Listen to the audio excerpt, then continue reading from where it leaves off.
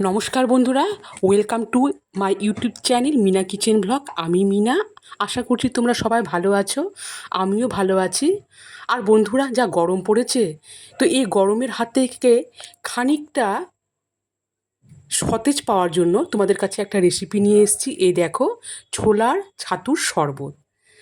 এই শরবতটা খুবই উপকারী, তোমরা দেখতেই পারবে। আমি এই ছোলার শরবতের রেসিপিটা কি করে বানাবো তোমরা প্রথম থেকে শেষ পর্যন্ত দেখবে, আর আমার রেসিপিগুলো ফলো করবে প্লিজ বন্ধুরা। আর যারা নতুন তোমরা ইউটিউব খুলেছ, প্লিজ প্লিজ আমার ভিডিওগুলো ফুল ওয়াচ করে আমার পাশে থেকো, আর আমার এই চ্যানেলটিকে তোমরা যদি পারো শেয়ার করে দাও।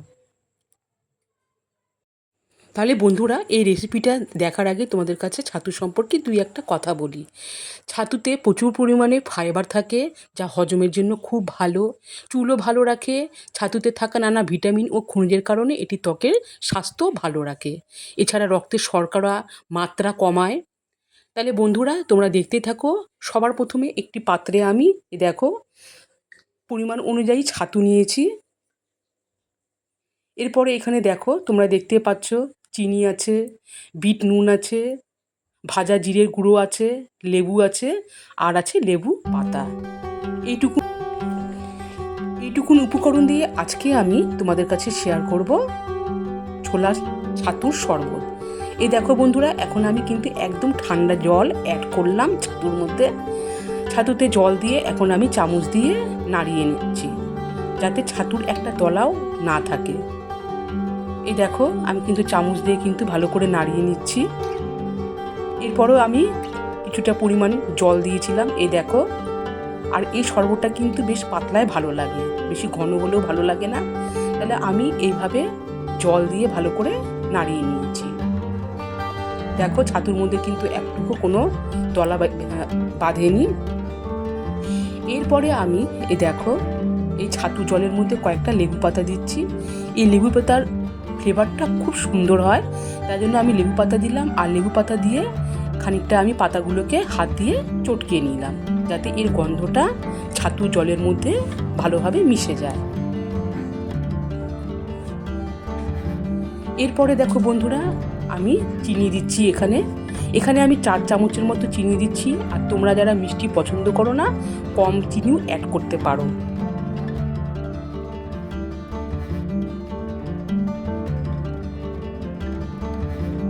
চিনি দেওয়া হয়ে গেল। এরপরে আমি এখানে দিচ্ছি বিট লবণ। বিট লবণটা তোমরা পরিমাণ অনুযায়ী দিবে। বিট লবণ দিয়ে আমি এবারে কিন্তু ভালো করে নাড়িয়ে নিচ্ছি, যাতে চিনিটা ভালো করে গলে যায়। চিনি আর বিট নুন দেওয়ার পরে এরপরে আমি দিচ্ছি ভাজা জিরের গুঁড়ো, যার আগে আমি জিরেটাকে শুকনো কড়াইয়ের মধ্যে ভেজে দিয়েছিলাম তেল ছাড়ায়। এই দেখো, ভাজা জিরে গুঁড়ো দেওয়ার পরে আমি আবারও নাড়িয়ে নিলাম। এরপরে আমি দিচ্ছি লেবুর রস। এই ছোলার ছাতুর শরবতটা লেবুর রসের উপর নির্ভর করে। লেবুর রসটা এমনভাবে দিতে হবে, খুব কমও না আবার বেশিও না, বেশি দিলে তেতো হয়ে যাবে। লেবুর রস দিয়ে আমি আবারও ভালো করে দেখো এখানে নাড়িয়ে দিচ্ছি। এরপরে আমি যে লেবুর যে বীজগুলো পড়েছিল সেই বীজগুলোকে তুলে নিচ্ছি, আর লেবুর পাতাগুলোকে আমি এখন চামচ দিয়ে তুলে নিচ্ছি।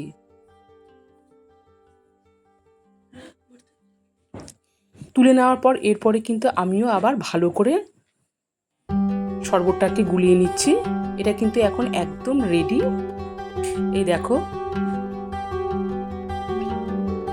শরবতটাও রেডি, তোমরা দেখতেই পেলে। এরপরে আমি এখন গ্লাসের মধ্যে ঢেলে দিচ্ছি। বন্ধুরা, তোমরাও এই শরবতটা এখন এই গরমকালে কিন্তু খেতে পারো। এটা শরীরের পক্ষে খুব ভালো, আর এটা শরীরকে ঠান্ডা রাখতেও খুব সাহায্য করে। এই দেখো, আর তোমরা দেখতেই পেলে আমি কিন্তু খুব সামান্য উপকরণ দিয়ে এই শরবতটাকে বানালাম। আর এরপরে দেখো বন্ধুরা, কিছুটা আমি শশা আগের থেকে আমি মেশিন দিয়ে গ্রেট করে রেখে দিয়েছিলাম, এই শশাগুলো দিলাম। এই শশাগুলো দিলেও শরবতটা খেতে খুব ভালো লাগে।